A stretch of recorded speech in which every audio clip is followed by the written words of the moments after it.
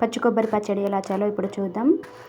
ముందుగా పచ్చి కొబ్బరిలో ఫ్రెష్ కోకోనట్ చాలా పోషకాలు, విటమిన్లు ఉంటాయి. ఇవి శరీరానికి శక్తి, ఆరోగ్యం ఇస్తాయి. ముందుగా పచ్చి మిరపకాయలను శుభ్రం చేసి ఇలా మెత్తగా దంచుకోవాలి. అలాగే కొబ్బరిని కూడా చిన్న చిన్న ముక్కలుగా చేసి సాల్ట్ వాటర్లో బాగా శుభ్రం చేసుకొని తడి లేకుండా తుడుచుకొని ఇలా రోటిలా దంచుకొని ఒక బౌల్లో వేసుకొని ప్యాన్ పెట్టి దీనికి సరిపోయేంత ఆయిల్ వేసి పోపు దినుసులు వేసి ఈ పచ్చి కొబ్బరిని అందులో వేసేసి సన్న మంట మీదనే దీన్ని బాగా ఉడికించుకోవాలి.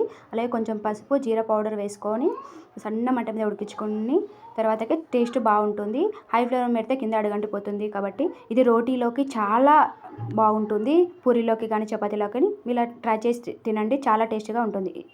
పచ్చి కొబ్బరిలో ఉండే ముఖ్యమైన విటమిన్స్: విటమిన్ సి రోగనిరోధక శక్తిని పెంచుతుంది. విటమిన్ బి1 నరాలు, మెదడు పనితీరుకు మంచిది. విటమిన్ బి3 శరీరం శక్తి ఉత్పత్తికి సాయం చేస్తుంది. విటమిన్ బి5 అలసట తగ్గిస్తుంది. విటమిన్ బి6 రక్తం తేవడానికి ఉపయోగపడుతుంది. విటమిన్ ఇ చర్మం, జుట్టు ఆరోగ్యంగా ఉంటుంది. ఇవే కాకుండా ఖనిజాలు కూడా ఎక్కువగా ఉంటాయి. Potassium, magnesium, iron, calcium, phosphorus, manganese. పచ్చి కొబ్బరి తినడం వల్ల ఉపయోగాలు: శరీరానికి వెంటనే శక్తి ఇస్తుంది. జీర్ణక్రియ బాగుంటుంది. చర్మం మెరుస్తుంది. జుట్టు బలంగా పెరుగుతుంది. ఎముకలు బలపడతాయి. హృదయ ఆరోగ్యానికి సాయం చేస్తుంది. రోగనిరోధక శక్తి పెరుగుతుంది.